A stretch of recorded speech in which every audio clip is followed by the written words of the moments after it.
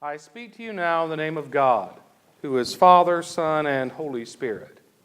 Amen. Good morning.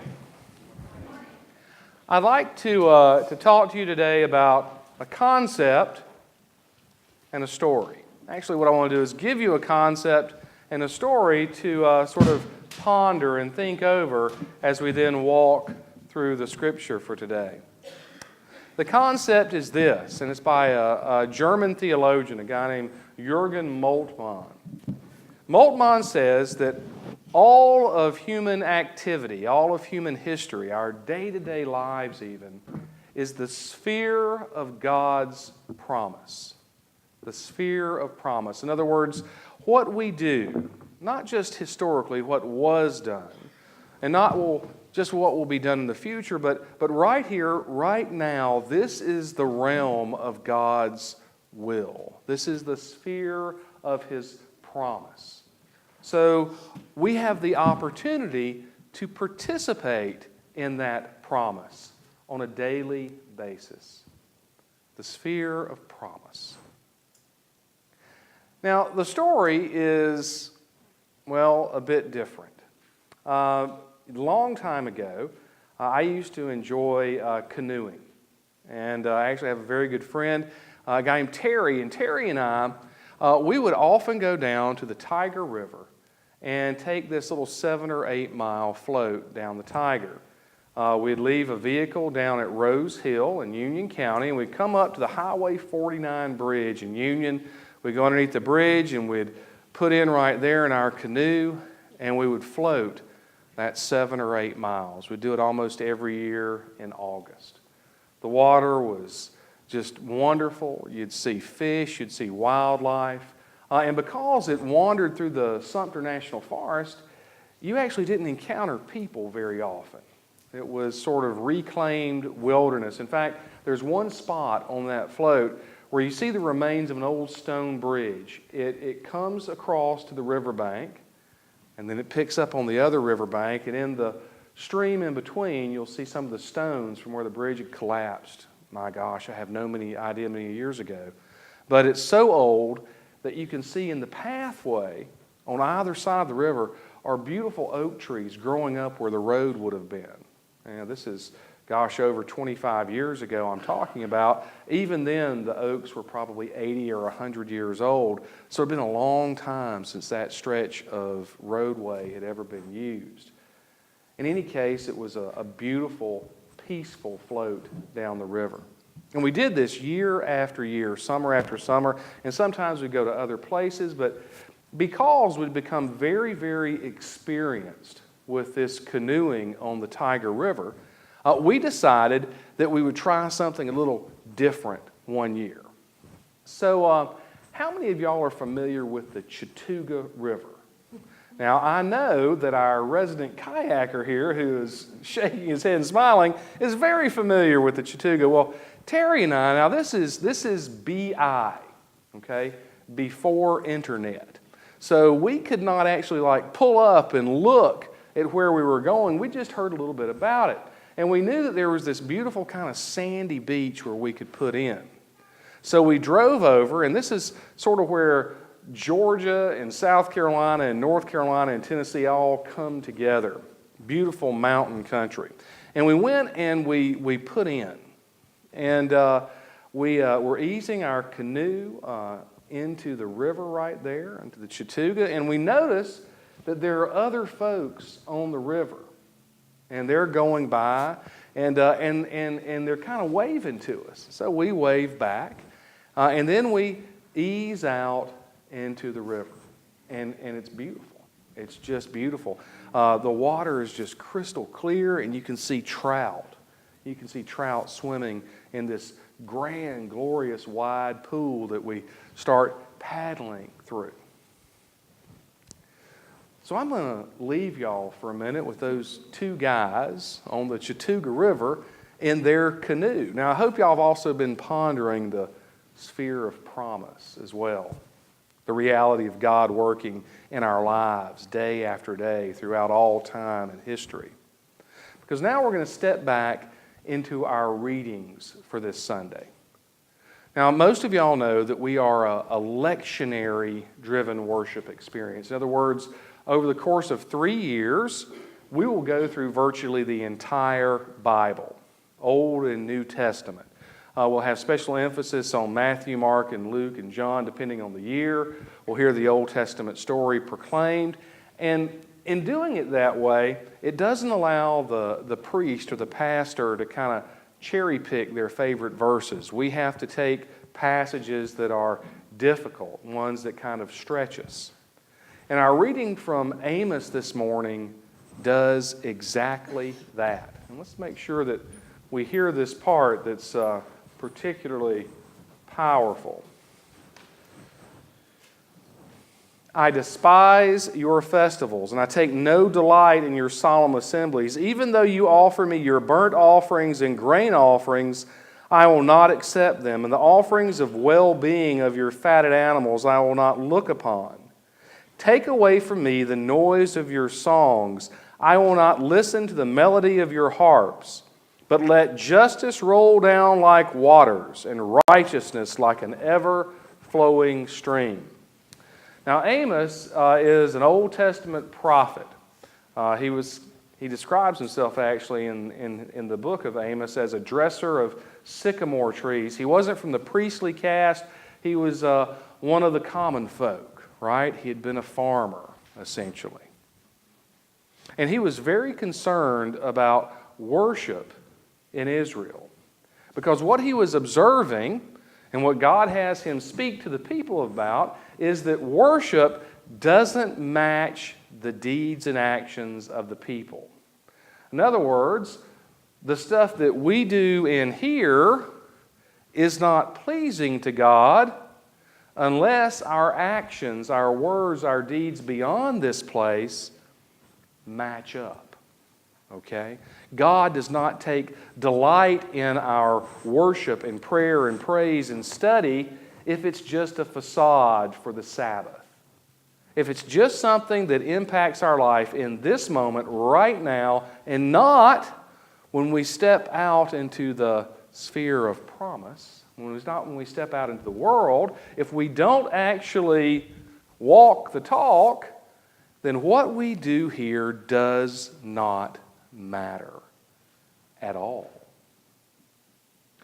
Now, Amos and then again Jesus, they're both talking about the day of the Lord, that eschatological, that end moment when we talk about the return of God, the return of Christ.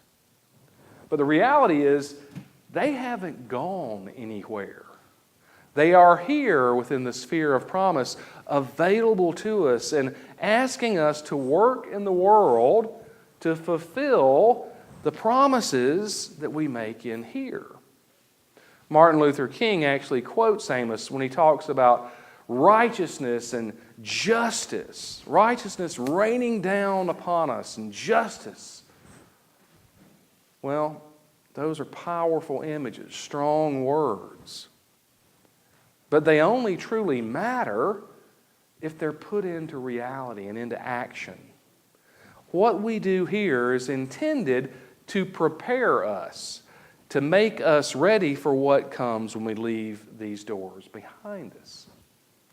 We're about to enter the season of Advent in another couple of weeks, the season of preparation.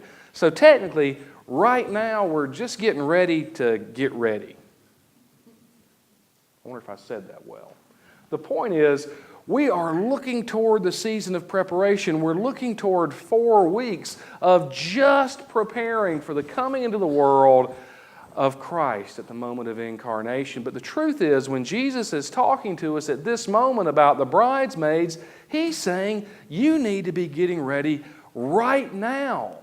Right now. You need to prepare. That's what your worship should be about, preparing you for the day of the Lord, because the day of the Lord is not just something far off in the future, it's also the reality of every single moment of our lives. We have to be ready. We have to prepare. We have to worship and pray and study and praise. We have to do all of those things in order to be about the work of Him who made us and sends us. We have to prepare. And we can't just think we're prepared. We really have to be about it. It has to be serious, and it has to be life-impacting and life-changing. Because superficial preparation, well, the consequences can be devastating. Which brings us back to the Chattooga River. You see, Terry and I, we were experienced Tiger River canoe floaters. So, and then this is a long time ago, right? This is like 27 years ago. So, we're unloading our canoe, which is aluminum, by the way, state-of-the-art in 1965. We're unloading our aluminum canoe with our little short wooden paddles and easing it down onto that sandy beach. And we have thought about this, though, so we have borrowed some ski vests from his dad's ski boat back at his house, and we've got those on, except they were his little sister Victoria's old ski vests, so they didn't really fit us. But we tied and we tugged and we got them on. And as we are easing out into this pool of water, and these folks that were waving at us, they weren't technically waving. We realized they were doing this. And then we realized as we paddle out into this stream that the people that are going past us are going past in huge inflatable rafts with guides. And they have on not just vests, but some kind of inflatable preservers and helmets. And the people in the kayaks are wearing color-coordinated wetsuits, okay? And Terry and I have cut off blue jeans and T-shirts. And we're paddling, and we're like, wow, this is beautiful. This is nice. And then I heard something. It sounded like the rushing of a mighty wind up ahead. And Terry behind me, I'm in the front of the canoe. This is like 40 pounds ago. Maybe 45 pounds ago. I'm in the front of the canoe, and Terry says, "What's that sound? Is that the wind?" I'm like, "I don't think so." A moment later, it turned out that we had put in about 500 yards above something called the Narrows. Yeah. Like Steve here is like an experienced kayaker. He does this stuff all the time. So the Narrows is where the Chattooga goes from about 80 yards wide to about 20 yards wide. So when you've got this, nice, gentle, huge flow of river that suddenly gets constricted, okay, down to, a quarter of its previous width, all right, suddenly the water is just roaring. And there are boulders. And the little gentle, sweet ride becomes something like being on a bucking bronco. And I learned something, that when you scream in this high rock canyon, it echoes, okay? And I'm in the front of this boat just going, ah, as we go down through it. And I went, boulder, which was all I could say before the front end of the canoe hits a boulder, and I did my Superman imitation, not like Cam Newton doing this, but more like this, out of the canoe into the rapids. All I could do was remember, no helmets, I threw my arms up over my head and prayed mightily. And went bouncing against stones and tossed against rocks and snagging on limbs until finally, like a mile later, well, actually it's probably like 200 yards later, but it felt like a mile later, it eases out and empties into another one of those beautiful, wide, gentle, cool, serene pools. And I'm just floating in a circle like this, held up by my ski vest, bleeding from all the scrapes and the cuts and the gouges. And here comes Terry in the canoe. What'd you get out of the boat for? So we get over to the side, and I climb out, and I'm just a bloody, bruised mess. And Terry's like, "We got a problem." I'm like, "Yeah, we got a problem." He says, No. There's nothing we can do. We have already started on this course. We can't go back. We can't go upstream through the rapids. There's no way to get out of this gorge. All we can do is go forward. We were trapped by our own choices, and we would experience the consequences of those choices. We had started on a path that we couldn't change. The good news is we survived, okay? But we survived kind of bloodied and bruised and having experienced an absolutely terrifying few hours. Now, it's become one of those man stories, okay? About how tough we were and what we could achieve and what we could accomplish. But the fact is, we were stupid. We were unprepared. We might have had our lamps, but we had not purchased oil. We were not ready, and it was our own fault. Now, when we translate something like that to the larger life of faith, the reality is we have an opportunity to always be ready, to always be prepared, to not enter into circumstances that will consume us. We still might not have any control over where we're going. Folks on the kayaks and the canoes and the rafts were in the same predicament, except they were ready for what they were going to face. That's what Amos is urging people to be. Ready.